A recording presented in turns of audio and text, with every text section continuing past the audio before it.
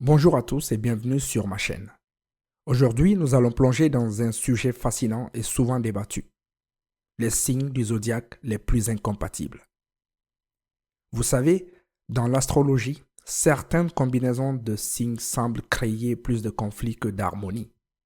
Et si vous vous êtes déjà demandé pourquoi vous ne vous entendiez pas avec certaines personnes, peut-être que les étoiles ont des réponses à vous offrir.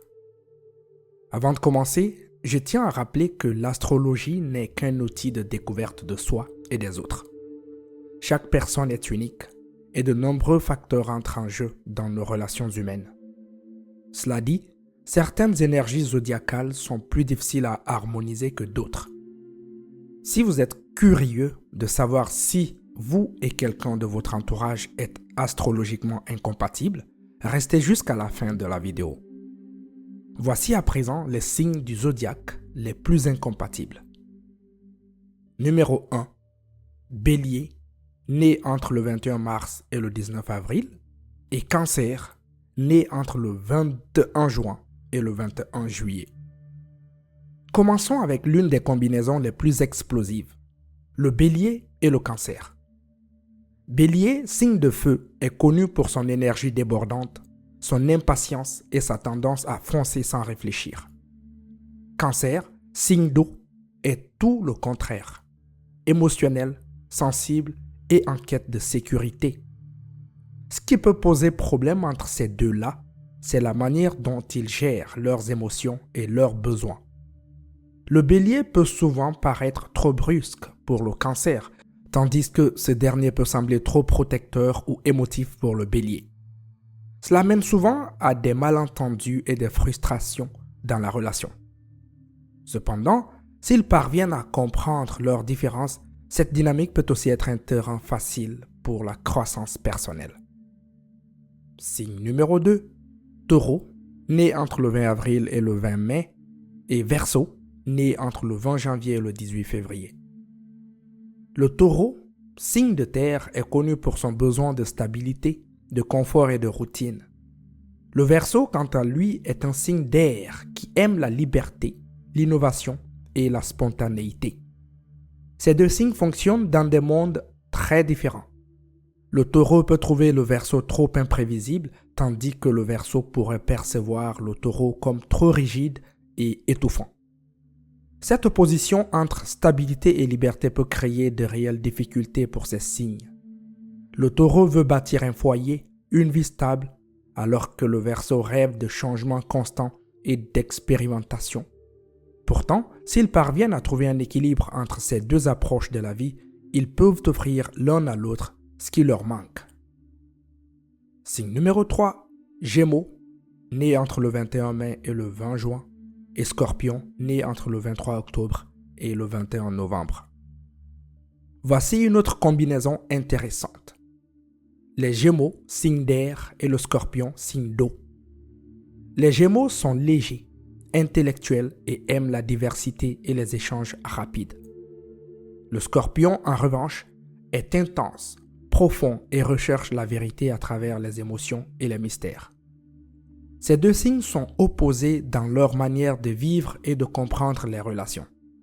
Les Gémeaux peuvent trouver le Scorpion trop intense, voire étouffant, tandis que le Scorpion peut percevoir les Gémeaux comme superficiels et peu engagés.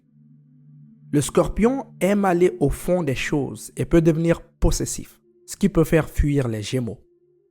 Mais si les deux arrivent à s'apprécier pour leurs différences, ils peuvent apprendre beaucoup l'un de l'autre. Signe numéro 4. Lion, né entre le 23 juillet et le 22 août, et Capricorne, né entre le 22 décembre et le 19 janvier. Le lion, signe de feu, aime briller et être au centre de l'attention. Il est confiant, dramatique et a besoin de reconnaissance.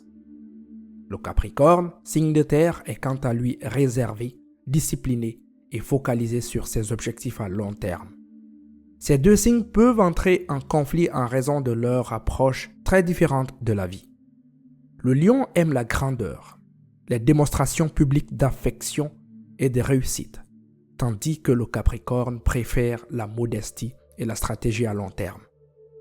Le Lion peut trouver le Capricorne trop sérieux et distant, tandis que le Capricorne peut être agacé par ce qu'il perçoit comme de l'égocentrisme de la part du Lion.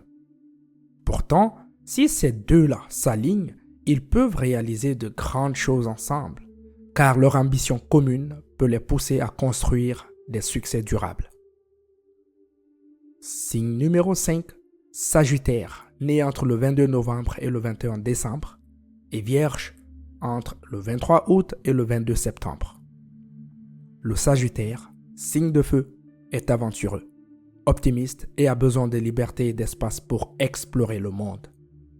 La Vierge, signe de terre, est analytique, soucieuse du détail et préfère un mode de vie structuré et prévisible. Ces signes ont des visions très différentes du quotidien. Le Sagittaire peut se sentir étouffé par les attentes rigoureuses de la Vierge, tandis que cette dernière peut trouver le Sagittaire trop imprévisible et désordonné. Le Sagittaire aime l'improvisation et les découvertes spontanées, alors que la Vierge préfère tout planifier à l'avance. Toutefois, si ces signes parviennent à trouver un terrain d'entente, la Vierge peut apporter la stabilité dont le Sagittaire a parfois besoin, et ce dernier peut encourager la Vierge à sortir de sa zone de confort. Voilà, mes chers amis, un tour d'horizon des combinaisons de signes astrologiques les plus incompatibles. Mais n'oubliez pas, l'astrologie est un guide, pas une science exacte. L'incompatibilité astrologique ne signifie pas que vous ne pouvez pas avoir une relation réussie avec quelqu'un. Au contraire, ces différences peuvent parfois mener à des relations équilibrées et enrichissantes si elles sont gérées avec compréhension et patience. Alors, avez-vous déjà rencontré quelqu'un avec qui vous ne pouviez tout simplement pas vous entendre? Était-ce un signe opposé au vôtre? Partagez vos expériences dans les commentaires, je serai ravi de les lire. N'oubliez pas de liker cette vidéo si elle vous a plu, de vous abonner pour plus de contenu sur l'astrologie et d'activer la cloche pour ne rien manquer. À très bientôt pour une nouvelle exploration des mystères du zodiaque.